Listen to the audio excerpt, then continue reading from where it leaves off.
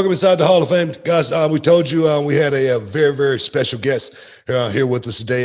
Frank Stallone. He's a actor, a singer, songwriter, guitarist. He's pretty much a jack of all trades. So welcome into the show. How you doing? How you doing, Frank? Thank you, Booker. I appreciate it, man. I'm doing pretty good. Been driving around all day. It's been quite a hectic day, I guess, all around the country. But yeah, pretty cool, man. Not bad. Tell me, you got this. You like me. I'm 55, and I always wear mediums. I never wear large or extra large. And you look like you got on a medium right now yourself. You look like you still been in the gym working out. Actually, it's a large. But yeah, you know what? I mean, I was down for like 8 months. I had 2 back surgeries, and then the COVID came in, so I was a mess for a long time. So I'm now just getting back into the gym. But I mean, when you get older, you gotta keep that stuff up, I say it all the time, preparation is the only luck you're ever going to have. And I tell you, I'm in the gym, I'm training every day, and it seemed like like an old 69 Chevy, something breaks, I know, man. It's really funny. When you're like 21, you go out and eat 2 pizzas. You wake up in the morning with a washboard stomach. Yeah. You wake up with a wash tub stomach. You know what I mean? Hey, what do you think, man? What do you think? Pax or Tampa, man?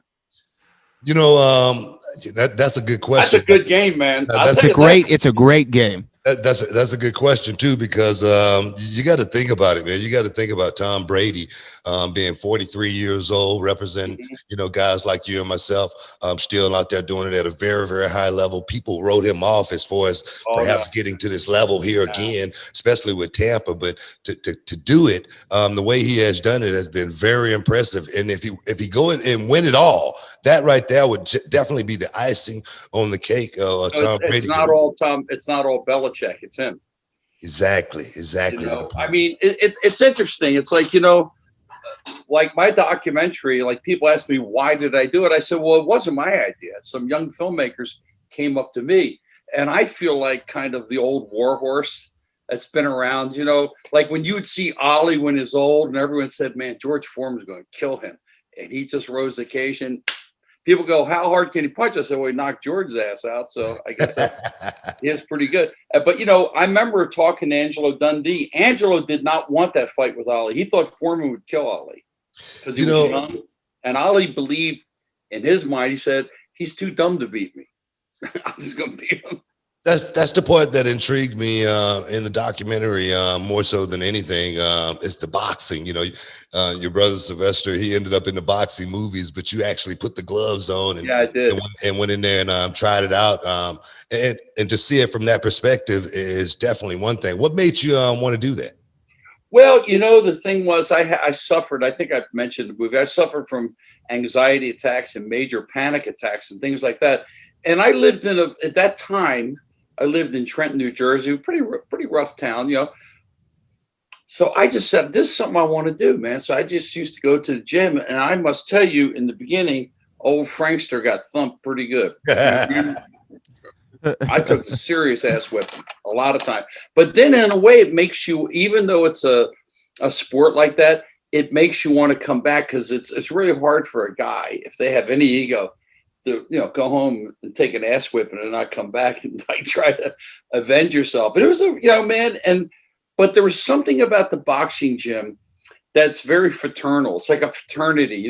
Everyone's talking trash. Yeah. I mean that's all they do is talk trash in the boxing gym. And even when you get the guy, even one of your friends gets dropped, it's funny sometimes. I know it's very weird, but it was a good thing to get out like angst and stuff like that. Of course, no one likes getting hit in the head. So, but it's a good way to get out anxiety and stuff. Punching bags, going there. But there's a camaraderie in the boxing gym that was great. Is it something you keep up with now? Because once a pugilist, always a pugilist. Who you think? What do you think about? What do you think about that kid Javante Tank Davis? Man, he's tough, man. Hey, listen. He's short. He's like a squashed Mike Tyson. That is. He can punch. He's tough, but he's got some good ones, man. That guy Lopez can punch too, and he's tall. So the thing is, it's like Buster Douglas, well, no matter what they said, but he fought the perfect fight against Tyson. You cannot let a guy that short inside. He'll bust you up too much. You know what I mean? Yes. So, but Gervonta is fast and he can hit hard. I don't know about his outside the ring. I think he's the kind of guy that blows up a little bit. You know what I mean? But he's exciting. There's some exciting stuff. Come on. I mean, you got the heavyweights. I don't know if Deontay's mind will ever get back. I don't believe he ever thought anyone was going to knock him out. No, I mean, that was the last fight that we went to before the world really shut down. Yeah. Booker and I were there for that fight. And you talk about fighting the perfect fight. Tyson Fury fought the perfect fight against Deontay Wilder. He pressed the action. Well, he cut the ring off and made him backpedal. Yeah, and he made him backpedal. And they said, oh, he's 270. I go, he's almost 7 feet tall. 270 is not. I mean, LeBron James is almost 270. You know what I'm saying? So, but boxing and any kind of competitive sport is like the movie business. I mean, I feel now at my age, I have to work out and stay in shape because I'm in competition with a lot of these young dudes coming up. So I don't want to be Frank Stallone comes on stage, like a big beer belly and like a triple chin, I want to come out like Mick Jagger, man. You come out like slick and shit, you know what I mean? It's like with James Brown later on in his career, he used to be in such great shape, but later on he had like a gut and, he just didn't look right. You know what I mean? So Elvis the same. Elvis, yeah. I mean, so I think that's what it's about. I think the documentary deals with perseverance. I think it deals with if you believe you can do something. See, Ali had an extremely unbelievable belief in himself. He didn't care what anybody said. He goes, I'm going to beat this guy. He's just not smart enough to beat me. He can't. Impossible. So, and I think, and I had a thing in my mind. I said, I knew what my limitations were, and I knew what my strong points were. Was I the greatest guitar player? Far from it. The greatest singer? Far from it. But if you put all these elements together, and as an entertainer, it all works. You know what I mean? So it's like, but some guys are great guitar players, but that's it. Johnny one note. You know what I'm saying? Or just, and then you get like the guys are a little more like what's Danny Aiello called me? He calls me a 5-tool guy. so you can do a little bit you can do a little everything, but you put it in one thing, it like works. You know what I'm saying? Utility guy. That's what that is. Utility guy. Yeah. I tell you, you talk about the documentary and you say, it wasn't something that you wanted to do. No. It was something some young guys wanted to do. This young guy by the name of Bad Bunny, he just wrote a song about me and he called it Booker T. And I'm so humble because staying relevant, sometimes it's out of your hands. I mean, it is. Yeah. Sometimes it takes some young guy to come along and say, man, I looked up to him and I respected him so much. I'm gonna write a song about him. As far as the documentary, we see so many facets in the documentary of Frank Stallone's life. What were you ultimately trying to get the people to see? Because I'm always working with young kids. What is the ultimate message, from the documentary? God, the ultimate message is if you truly believe. See, I'm a man of faith, so I believe God gave me a gift to be able to sing because it was like easy for me. I mean, when you look at guys like, Michael Jordan or these guys, yes, but they're born with something inside them. Of course, do they improve on it? Did I improve as a singer, guitar player? Yeah, but there's something in the core of their DNA. Like you can't teach a guy like Michael Jordan to play basketball like that. You know what I mean? It's just, or stuff like that. So and that's what I believe. So I had a belief in myself that I was placed here to do something like that, and then I just took it from there because one, I didn't get in for the money.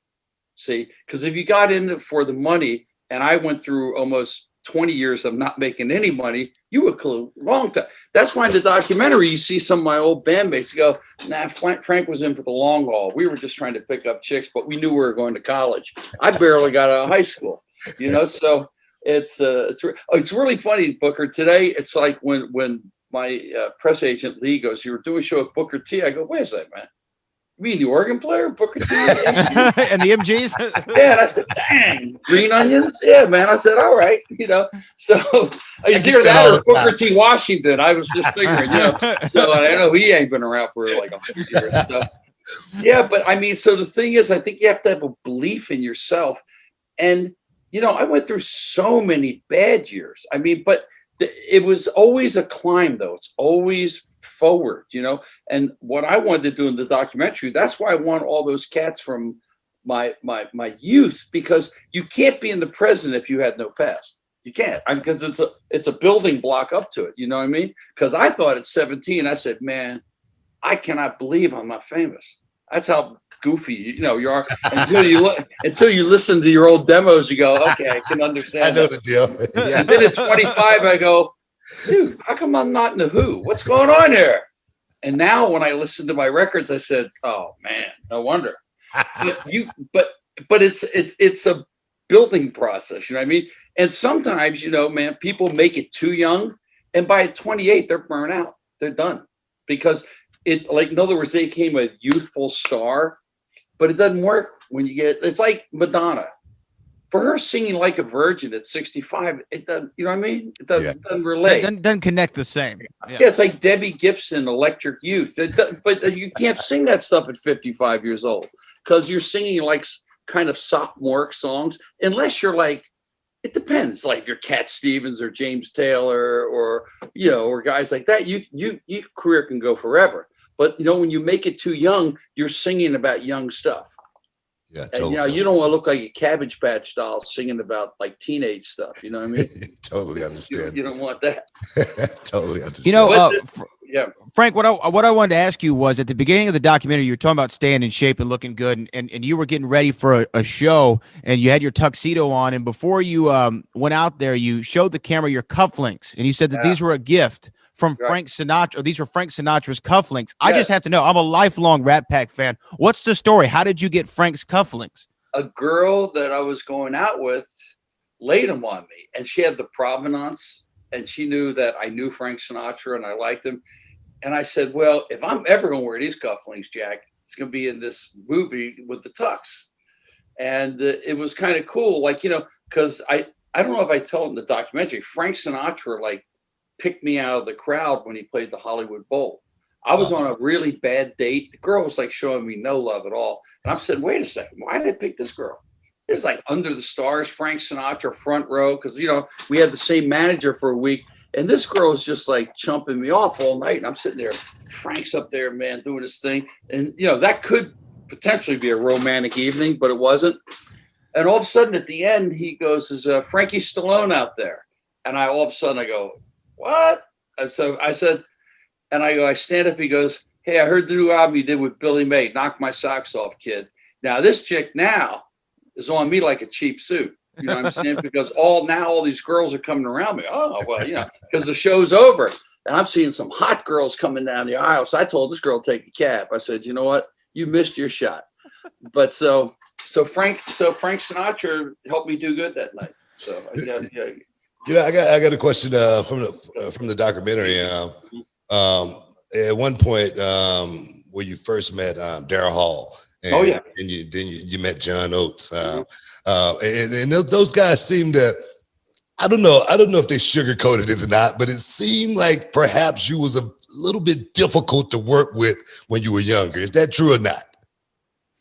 To some people, I didn't think I also thought I should be a rock goddess at 17. So I could have been probably a pain in the ass. Who knows? But no, Daryl and John and I were great friends. No, John thought I was a little eccentric, but I wasn't hard to work with. I just wanted to. I didn't have anything to fall back on. I had very little education I went back and finished high school at 23. Now you want to feel like a dunce. All these other chicks are 17. They go, hey, how you doing, baby? You know what I mean? So, but I guess because I really wanted it bad. And these guys maybe weren't in for the long haul. Yeah, hey, man, my mom made me cut my hair. I said, oh, come on, man. So they were they were kind of phoning it in a little bit. And so, yeah, I probably could have been difficult at times because I guess maybe I wanted it more. In a way, but I was never I came from a screwed up background. That could help being moody too. That doesn't leave you the greatest blueprint in life, but it was funny, my brother and I, it's amazing from where we came from. My father was a hairdresser, an immigrant. My mother grew up in DC. Everyone in my family is either a hairdresser or a barber. Go figure. So where did this come from? Was it divine intervention?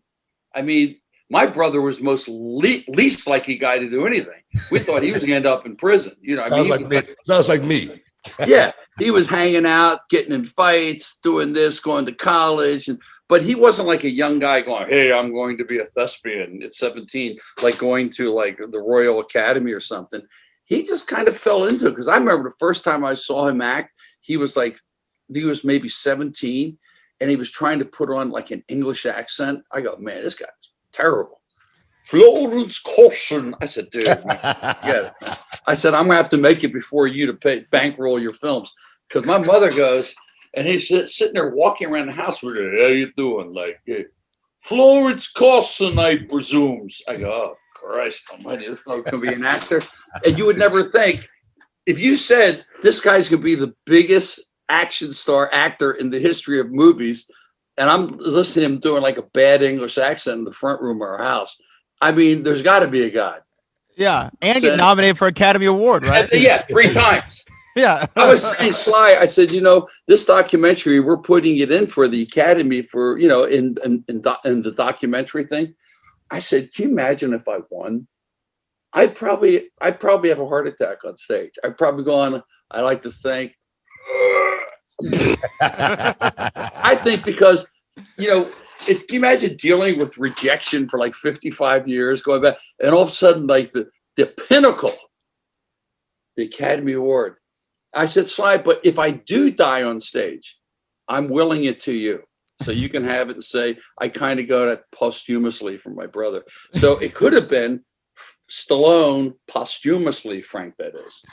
Yeah. Was it hard to watch the documentary back to see what people were going to say about you? Because, obviously you have control over what you say in the interviews, but not over what everyone else says. I know, Booker, you've been there as well. When you watch it back, was it difficult at any time? Well, no, because I on purpose wasn't there for the interviews. Because I wanted to be honest. I mean, if I'm going to do it, let's be honest. If you think I was an idiot in 1966, be it, So when I saw it, I was as surprised as anybody. I'll tell you what surprised me the most, when my brother said, well, Frank's anywhere as talented as I am in what I try to do. Now, he's never told me that. I said, why didn't you tell me that stuff 40 years ago to make my life easier, But so, and all the kind things that people said, it was very touching, it was like very touching, Awesome. And, my man, Billy D. Williams, Definitely. Frank likes to talk, and Chris McDonald, Frank likes, because we'd sit around and drink at lunch, and that's all we do is talk. One name I wanted to throw out at you that was in the documentary was Chuck Zito. Oh yeah, Chuck's my man. I've known Chuck a long time. I remember I met Chuck when we were doing Staying Alive. We were doing the scene where I'm on stage playing at a place called CBGB's in the Bowery in New York, and he was, in the Hells Angels, and I didn't know, but their clubhouse was kind of around the corner, and he kind of idolized my brother. He dressed like him, kind of talk like him. Yeah. And so I remember I said, man, I got to find a place to go to restroom or something. He goes, yeah, I'll take you. So he walked me through the Bowery, like with his Hells Angel colors on, and we just became friends, and I just thought it, I think it's kind of cool when you bring people from different walks of life into a documentary, because you think about it, it kind of covers the gamut, doesn't it? Definitely. Hells Angels, the thespian, I've been knowing Chuck Zito since the 90s, and awesome dude, man. And the thing is, he still looks the same. Exactly. I said, how come your hair doesn't go gray? Your hair is darker than Elvis now, or like Geronimo, But Chuck's a good cat, man, and I just thought it'd be cool to have like a former Hells Angels in this documentary.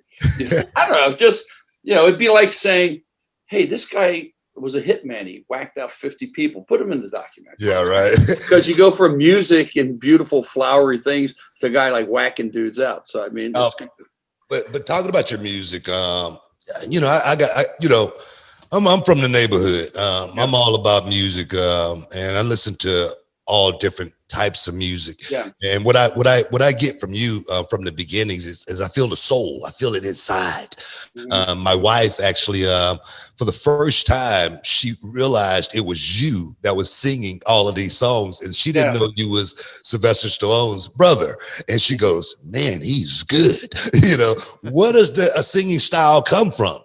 Is it something that you created, or is it something that you just picked up? Like you say, you love Frank Sinatra. Did you take a little piece of him? A little Frank, took a little Teddy Pendergrass, took a little Sam Cooke, took the Beatles big time, Elvis. So it's appropriate people you put together. But the funny thing, what you said about your wife, that's what the whole movie's about, the preconception of who is Frank Stallone.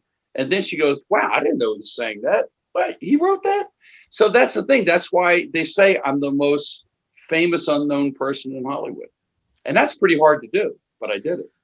Yeah. Being unknown and famous, which is a total dichotomy, only I could pull up. But that's what the preconceived idea of who I am is. That's why I've told people that's why I named the movie Stallone in big giant letters, and then Frank, that is because I used to do.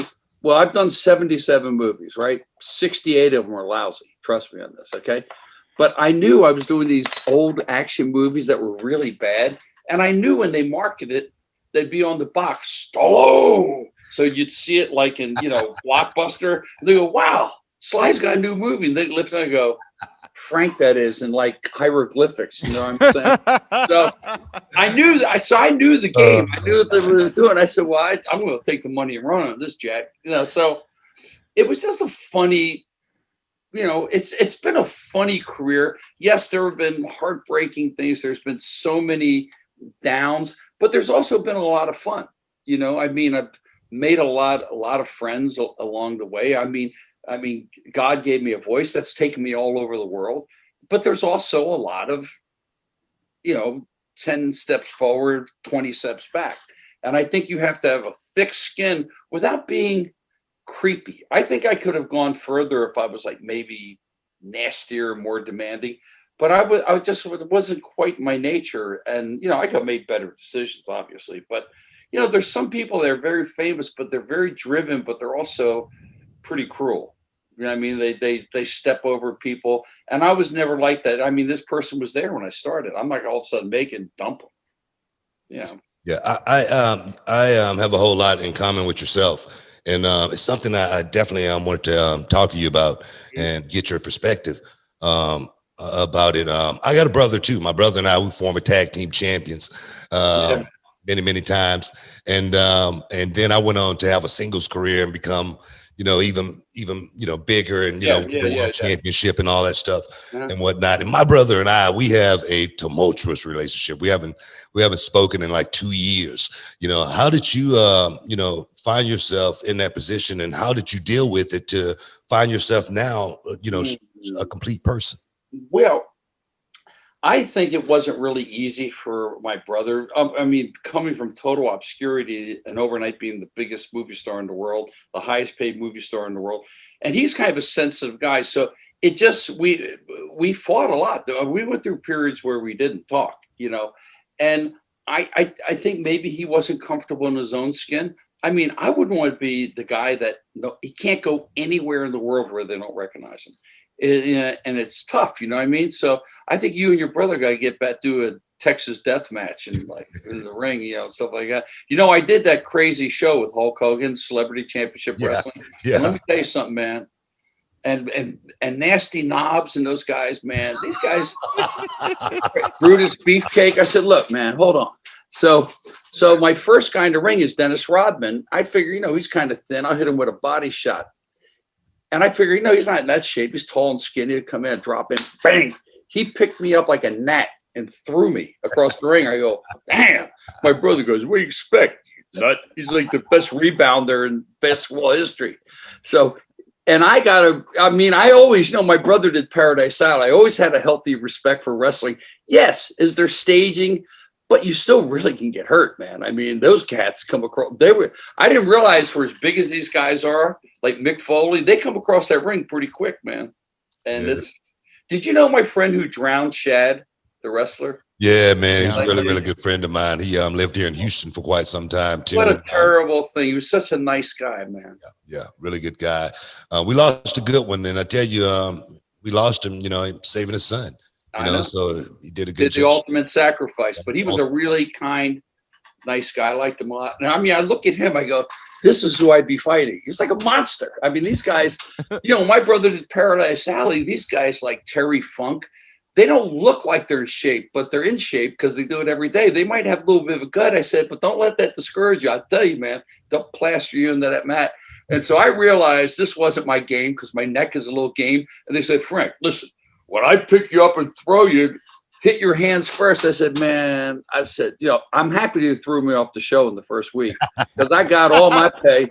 And I'm walking out and these guys are going, you lucky son of a gun, man. Because they got their asses kicked, man. By the end of that show, they're like all beat up and stuff. I walked out, I said, and Hulk called me a Draboni, and that was it, man. I tell people all the time, wrestling, what I always called it was the art of doing nothing. The best ones, they did it just like you did. Get your money and get out the door quick. One song, man. One song that you have written that makes you feel the most. Some of the ballads, but the one that kind of put me on the map is Far From Over because, a lot of the songs I write, and I've written tons. I'm not really much of an autobiographical guy. I think our subconscious, we have so much stuff in our subconscious. So we might be writing about ourselves or a girl or something, and we don't even know about it. But Far From Over, when I wrote that, because I felt that, because my career was basically over. And I said, but I'm not ready to go out like a punk, man. So that's what I wrote.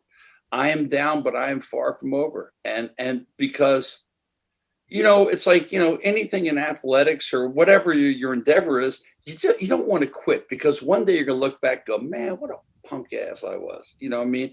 Because it's like, I've seen fighters when I was boxing, I've seen guys in the ring really taking a beating. And you would think most normal people quit. I said, they can't. They got to go out on their shield. It's something that's going to be retroactive later on. They said, you know what? I might have lost, man. And the guy goes, yeah, but you showed a lot of heart.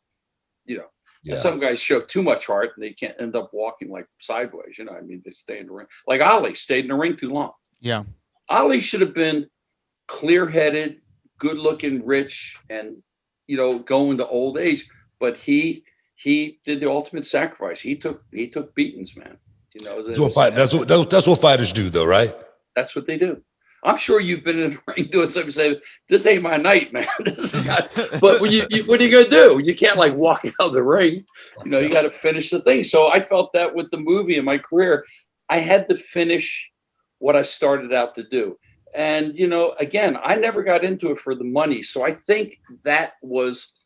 It's like that baseball, the love of the game. I think it's because I liked doing it. And it was the only thing I was really, somewhat good at. That was it. I was athletic in a sense, but I was not one of the guys that was on the football team or the basketball team. I was on the track team. I sucked. It was terrible. I said, why am I racing hurdles? Like the worst race you could do. It was like, I just stand there in the blocks. Go ahead. Forget it. But some people are just gifted that way. It's just their thing.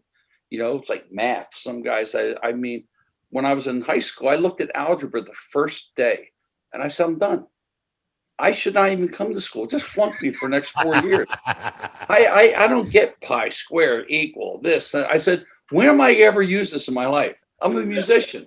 I'm going to give me the $400. What am I going to say? Hey, listen, man, that isosceles triangle pi square equals $400. Pythagorean theorem. Yeah. Yeah, exactly. Yeah, you're never going to use it unless you're like working at NASA.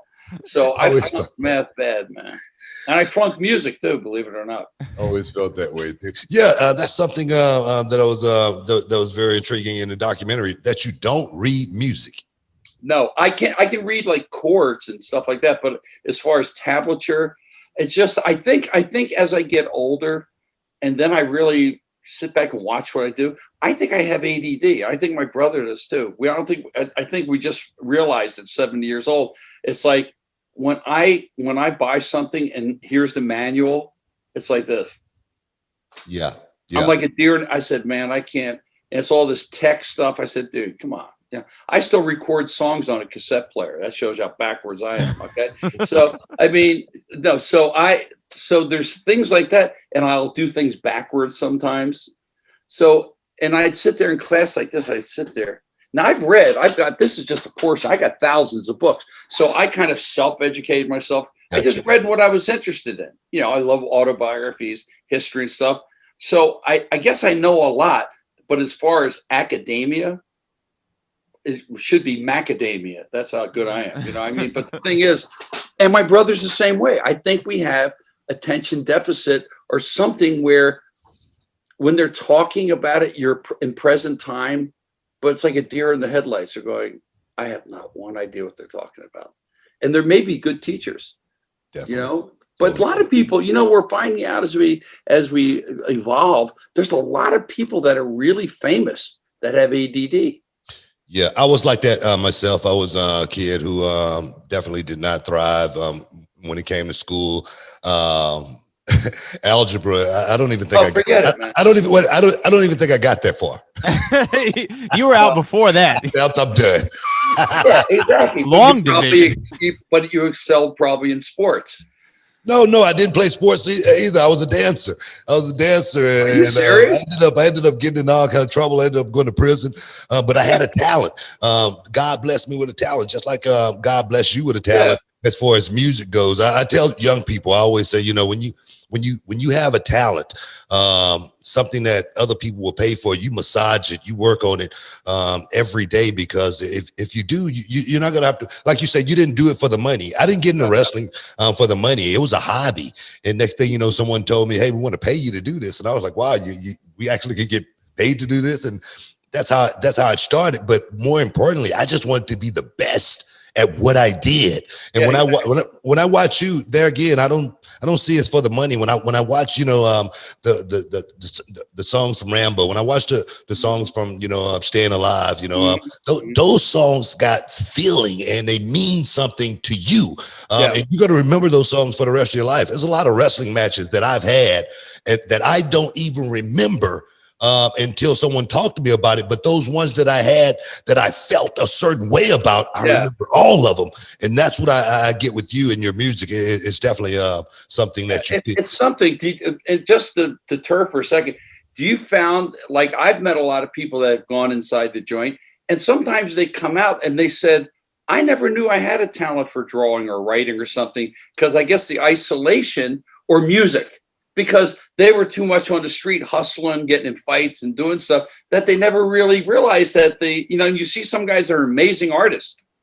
Or you may not have gotten told just say, for instance, you didn't have a dad or something like that. And for me, when I got in prison on my way out, I remember what this one guy told me. He said, man, when you get out there in the world, you know, people don't know what you don't know if you know how to do it unless you tell them. You know, 9 times out of 10, if you act like it, they'll believe it. And I remember a guy telling me to go read some lines for a movie at this hotel. It was for Paramount Pictures. And I was like, man, come on, you kidding me? But I remembered what the guy in prison told me. And I went and read the lines and I got the role for the movie. And I had never acted before in my life. So therefore, you know, when you go through stuff, you know, it's a moment. You got to be able to, you know, take that moment and utilize it, because you're never going to get it back. I in prison, it was a moment, and I had to use it, as well as I remember walking out of that prison gate and I don't want to come back here, Jack. No. The CO on the white horse, he said, I'll see you when you get back. That was motivation for me to I'm coming back, man. No way. Exactly my point. So people learn from, so everything is a learning curve, eh? Don't you think? I think so. Everything is a learning curve. I don't think if I wouldn't have taken those forks in the road, I would be the man I am today. I don't think if you wouldn't have, gone through the ups and downs. I remember in the documentary where you said, you know, your career was, skyrocketing, going that way, skyrocketing. Then all of a sudden it started going down, and then it started going up, and boom, the bottom fell out. But you pick yourself up. You wasn't going to quit. And I think that's what life is truly all about. Yeah, it was like an electrocardiogram. then flatline. And, you know, it's funny. My mother was an astrologist, and she'd always say, you know, Frank, you're going to be a late bloomer. I said, Mom, I'm almost 70 years old. What am I going to be like dead? And they'll go, hey, you know, you wrote pretty good music. But she started at 15, you know, hon, I think next year's your year. And all of a sudden I'd be 16. Then I'm 20. She goes, oh no, the moon is here. And I said, Jesus Christ. She goes, didn't I tell you your brother was going to make it? I go, actually, no, you didn't. But the thing is, and God forbid, you know, bless her, she's in the movie. She just passed away at 99, a month shy of 99, and drove up until COVID. Wow. And it wasn't weird because she was always a lousy driver. So it wasn't like, your mother drives slow. I said, man, she drove slow at 30. So, I mean, yeah, it wasn't like much of a change. But the thing is, you got to give her an A for effort, man. She was sharp. Well, when you see her in the movie, she's like 98 years old almost. Amazing, man. So she's not, you know, and, you know, I've lost 6 people in this movie so far. I mean, it's just, a lot of them were good friends, but I guess that's the wheel of life, isn't it? And that's, but at least it really is.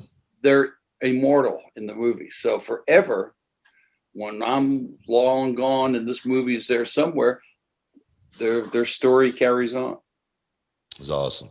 That's awesome. Cool. Hey man, tell the viewers how they can you know, check out the documentary, man. Well, you can go to Amazon Prime. It's on Google Play, and it's on iTunes. And if people ever want to get in touch with me, I'm at Frank on Instagram. My handles are very hard to find. Frank.Stallone. So that's really tough.